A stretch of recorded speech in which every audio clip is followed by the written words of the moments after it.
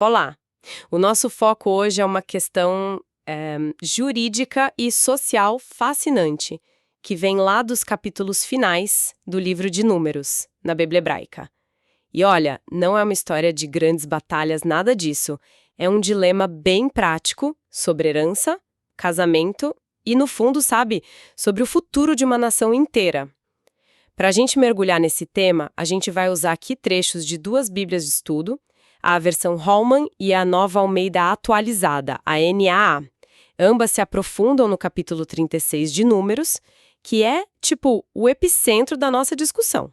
Nossa missão aqui é desvendar um problema real que os antigos israelitas enfrentaram. Como é que se garante que a terra, que era a base de tudo para eles, da identidade, do sustento, como garantir que ela ficasse na tribo certa?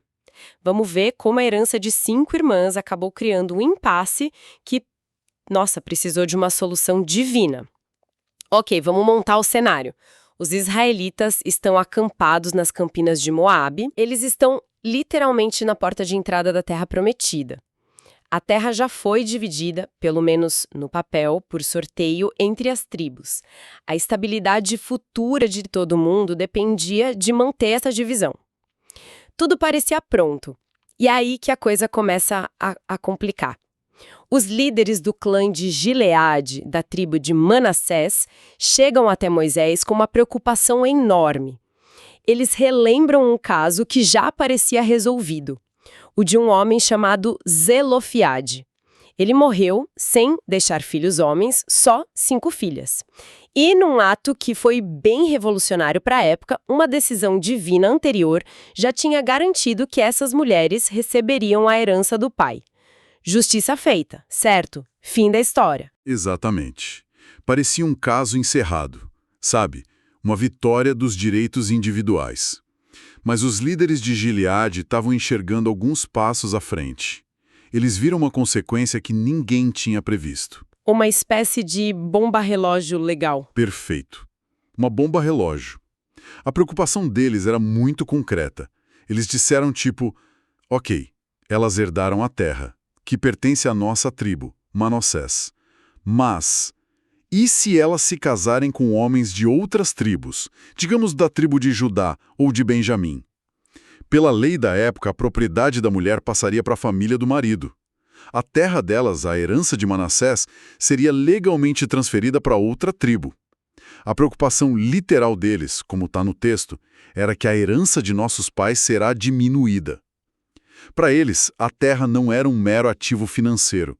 Era a herança sagrada, o alicerce da identidade e da sobrevivência da tribo. Perder terra era perder poder, sustento e parte da sua história. Certo, então a preocupação é a perda de terra. Mas eu me lembro de ter lido sobre o ano do jubileu. Não existe um mecanismo para que a terra sempre voltasse para a tribo original? Por que isso não resolveria o problema aqui? Essa é a pergunta de $1 milhão. E é exatamente o ponto que os líderes de Gileade levantaram. O jubileu era o grande botão de reset econômico de Israel. A cada 50 anos, a lei determinava que terras que tivessem sido vendidas deveriam retornar aos seus donos originais da tribo. Era um sistema brilhante para evitar a concentração de riqueza e garantir que as famílias não perdessem sua herança para sempre por causa de uma dívida ou uma administração. Então era uma rede de segurança? Exatamente. Só que os líderes de Gileade identificaram um ponto cego na legislação. A lei do jubileu falava sobre terras vendidas, mas não dizia uma única palavra sobre terras transferidas por herança através do casamento. Era uma brecha. A terra herdada pelas filhas, uma vez que passasse para outra tribo através do casamento delas, ficaria lá para sempre. O jubileu não a traria de volta. Seria uma perda definitiva para a tribo de Manassés. Definitiva. Nossa, isso é incrível. Quer dizer que eles estavam ali na fronteira antes mesmo de conquistar a terra, fazendo um planejamento de direito sucessório e fundiário para os próximos 50, 100 anos? Que tipo de mentalidade é essa? É uma mentalidade de construtores de nação. Eles não estavam pensando só na próxima batalha, mas em como a sociedade funcionaria por gerações. Era um problema de governança, de direito fundiário, que eles sabiam que precisava ser resolvido antes de cruzarem o Rio Jordão. Se não resolvessem isso ali, o caos se instalaria depois. Ok, o argumento deles era sólido, não tinha como negar. Com essa questão na mesa, o que Moisés faz? Ele leva o caso para a instância superior, por assim dizer. Sim, e a resposta divina, transmitida por Moisés, primeiro valida a preocupação deles. A frase no texto é muito clara. A tribo dos filhos de José fala o que é justo. Isso é importante. Não era uma reclamação mesquinha, sabe? Era uma questão legítima de ordem social.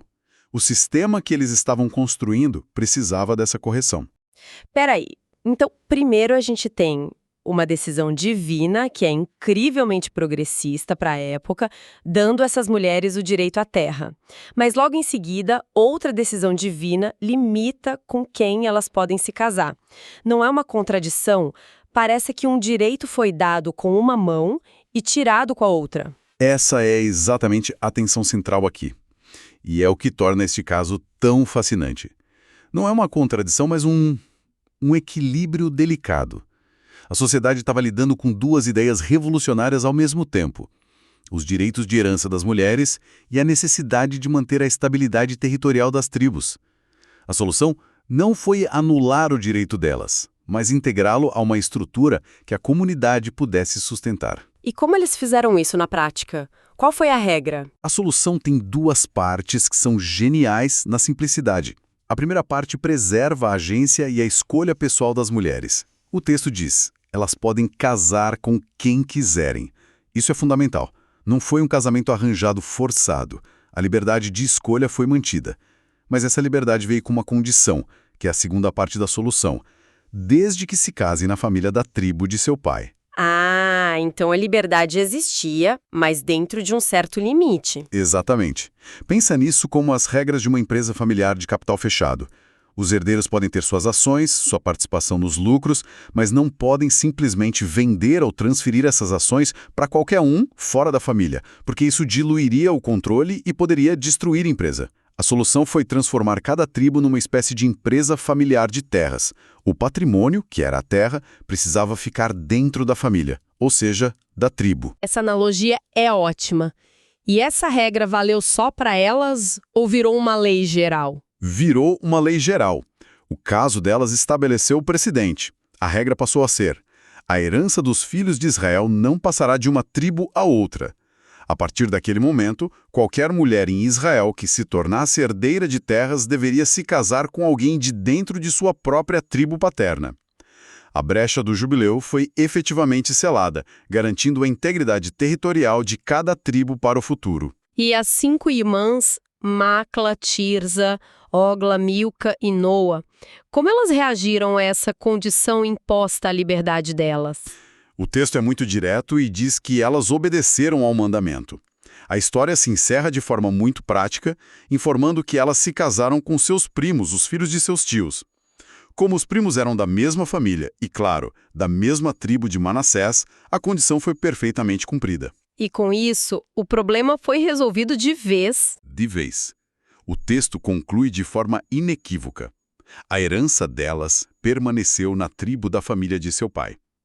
O problema foi apresentado, a lógica da brecha legal foi analisada, a lei foi estabelecida e a obediência foi registrada.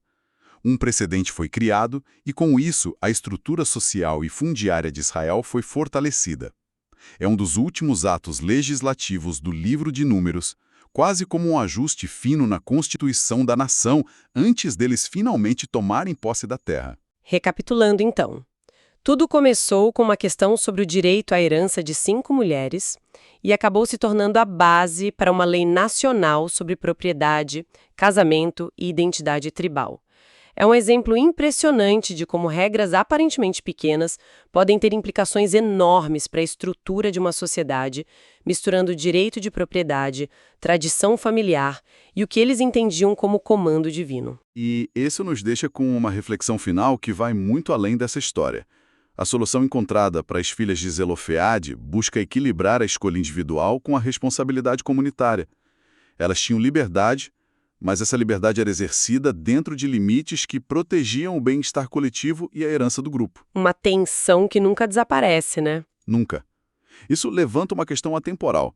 Como as sociedades antigas ou modernas lidam com esse cabo de guerra entre a liberdade pessoal e a necessidade de preservar uma herança, recursos ou uma identidade comum. Onde essa linha é traçada hoje, nos nossos debates sobre direitos individuais e responsabilidades coletivas, a questão delas, no fundo, é a nossa questão.